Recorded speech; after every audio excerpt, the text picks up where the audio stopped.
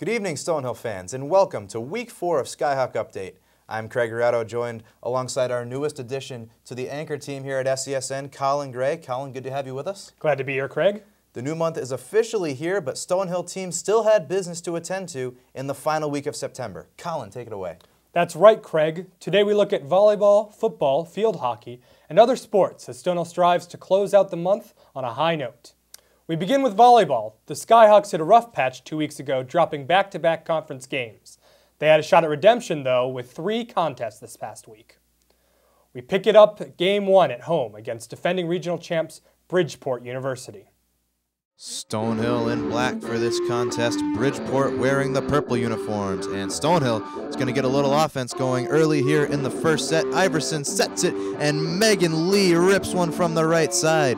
Great attack by the Skyhawks. Now staying with the first set, Bridgeport plays it over, and Sydney Maxey keeps it alive, diving one-arm stab. Bridgeport with a diving stab of their own, but Iverson and Lee combine for the block assist, and Stonehill takes the point. Unfortunately, the Skyhawks would not manage to pull off the win against the favored Bridgeport Purple Knights. Bridgeport wins it 3-2, but it was a hard-fought battle by both sides. Sydney Maxey goes her first double-double of the season, 16 kills and 10 digs. Saturday's contest now, and a chance at redemption. Stonehill hosting conference opponent St. Michael's. Mike's trying to set up their big middle hitter, Kovitz, with a kill early on, but Lee and Iverson combine for the block assist. Second set, Stonehill up 5-4 early. Kirsten Arvidsson rips one from the right side and puts Stonehill up 6-4. Now look at Emily Iverson extend the play. Stonehill rolling, Arvidsson plays it over for the point. So the third set now. St. Mike's not going quietly though, tied up 21-21. Stonehill trail by as many as 8 points in this set. Delia Phillips is gonna rip one, nothing doing. Stonehill keeps it alive. Now Kirsten Arvidsson with a shot at it. St. Mike's with a nice bump keeps it going. Now there's a block up front and a diving stab by Iverson, and finally, after all that, Kirsten Arvidsson puts it away, and that would be the definitive game winner. The Skyhawks take 3 straight against St. Michael's. Then they turn it around the very next day. They travel to Southern Connecticut State University and do the very same. Stonehill gaining some momentum here. They go 3-0 at Southern Connecticut. Sydney Maxey again with a double-double, as well as freshman Delia Phillips. Now we are going to take a break from the highlights to bring you Skyhawk Update's first feature by SCSN's Amanda Egisi. The Stonehill College football team is turning heads this season with their 3-1 record, currently sitting 4th in the NE10 conference. But with so much time dedicated to football between practice, film, and lifting, it's difficult to find out what's really unique about each individual player.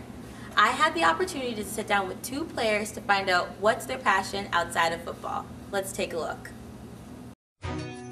The Stonehill community sees the football team as a collective unit, a brotherhood, and a family that shares a love for the sport.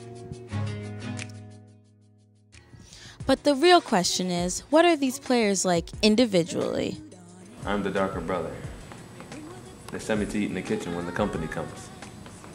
But I laugh.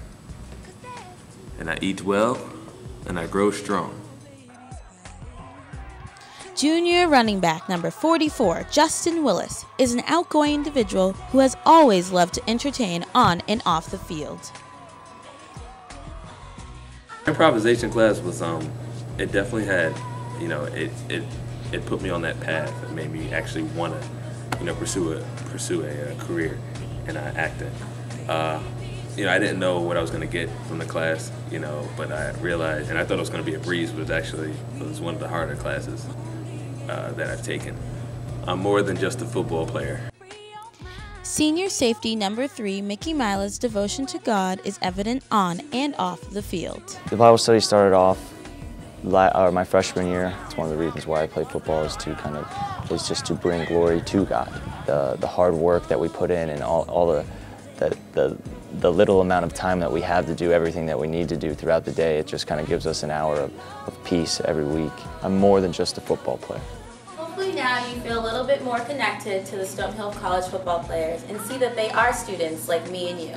This has been Amanda Egisi reporting for SCSN. Back to the desk.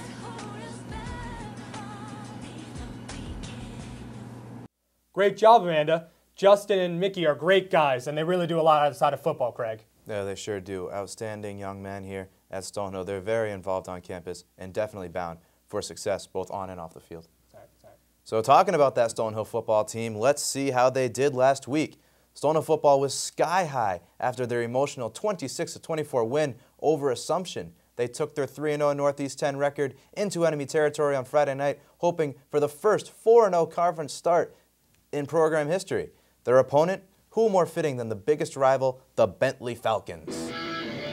We pick it right up. Stonehill amped up and ready to go at their biggest rival. They got the sway going, they've got the momentum going early, and you can see it here. As Stonehill with their defense backed up against the wall, Bentley threatening, but Eddie Gaffney and Fabrice Dragoner kind of combined for the sack. They get to Danny Guadagnoli and force a Bentley field goal. Here it is, 39 yards for Will Lockwood. Are you kidding me? In the weather, knocks it through. Bentley leads 3-0 early. Right back at it though, Bentley with a big play down the sideline to the big wide receiver, Bill Kelly, 10-yard pickup. And that would lead to this. 3 plays later, Lorenzo Warren rumbling into the end zone for 6. Bentley leads 10-0 early on. But Stonehill would answer. Here he goes, Jesse Hunt leading the Skyhawks on a long drive, using his feet here to pick up 10 yards on 3rd down. Key play. And that would lead to this very next play, Justin Willis. You just heard all about him. Here he goes, pounding into the end zone for a touchdown. Stonehill gets it to 10-7 with 10 minutes to play in the first half.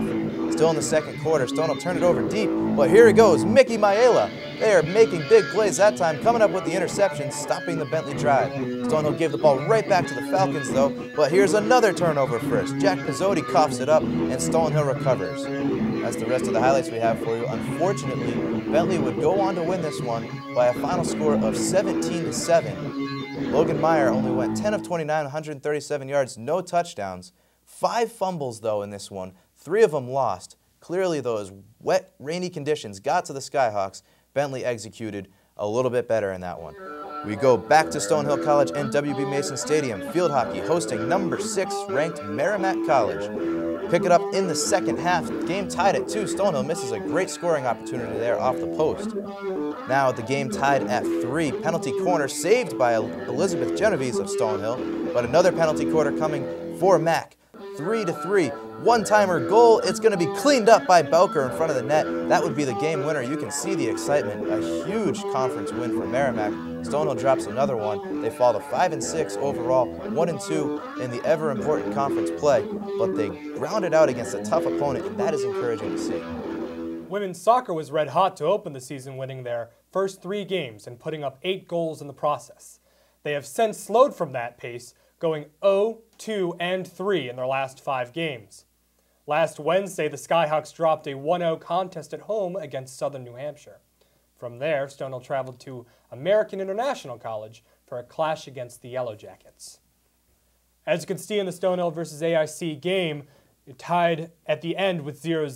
Stonehill 3-2 and 3 overall, 2-2 and 3 at the end of the conference.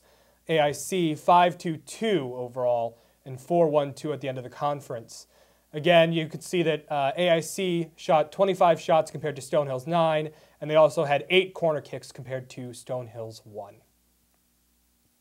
Men's soccer is continuing to struggle now without their starting goalie Adam Coella for the rest of the season.